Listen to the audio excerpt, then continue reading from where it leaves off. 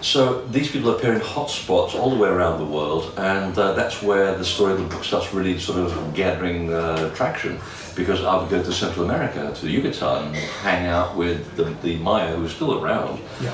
My good friend, the wisdom keeper, Miguel Angel Vergara, who is a library, a walking library. And we spent a lot of time together doing tours, so we have a lot of free time to hang out.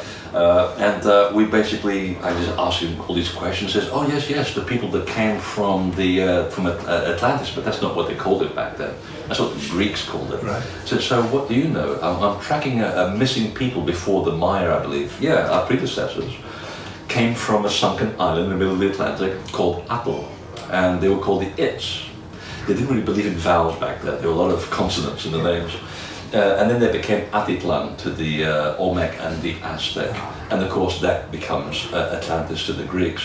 And the Chilam Balam gives you an exact date of their arrival, 9600 BC, which is exactly the same date that the priests in Egypt tell Solon, the Greek scholar, when he's visiting the priest of Sais in Egypt, takes the story back to Greece, tells it to his son. He tells it to Plato. Plato mythologizes the story as a conversation between two statesmen. So that's the connection. And the other point of contact is that the Its, who moved through Yucatan, they rebuild the images, they rebuild these cities and the images of the temples that they had lost. Very bittersweet story. And they call one of them Chichen Itza in their name.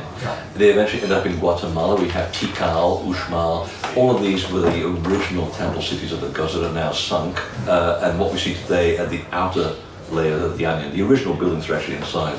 There are 5 pyramids inside each one of these temples. They basically went as far away from the ocean as they possibly could get away from. And they were called the people of the serpent. That was their kind of a name of office, a badge of office, if you like. Had nothing to do with snakes. It also was a metaphor for the fact that it knew how to manipulate the Earth's energy lines. That's the usual metaphor for a serpent. But the same story, the same people appears on the other side of the Atlantic after Atoll sinks, which is the Ophusa in Portugal, where I was born. Literally in the mountain at the foot of where I was born. I'm not kidding you. Wow. Here I am, 6'5". I was blonde when I was young, believe it or not. It makes me wonder what my part in this is sometimes, because I also don't look Portuguese.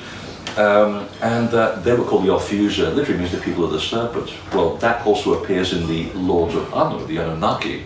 They were called the serpent people as well. It was the badge of office. And some of them are actually shown in figurines, human bodies with little serpent or lizard heads, which sets off all kinds of conspiracy theories about genetic manipulation. No, it's like saying that the Egyptian god of wisdom, Thoth, was also a genetic manipulation of a human body with the head of a bird. Right. No, they used this anthropomorphic device to show ignorant people that this god was to do with wisdom, because look at how elegant he is. He's got the book, and he's got the pen, and he's got the ibis head. Yeah. It's just taking a piece of nature and saying, he has the ibis head because the ibis is an elegant bird. Wisdom will make you elegant, like Horus having the head of a hawk, because he can see from above what's going on down below. He sees the big picture. Yeah. So they don't understand that symbology, so you get to the conspiracy theory of ancient aliens and all this other stuff which bears no resemblance to reality. What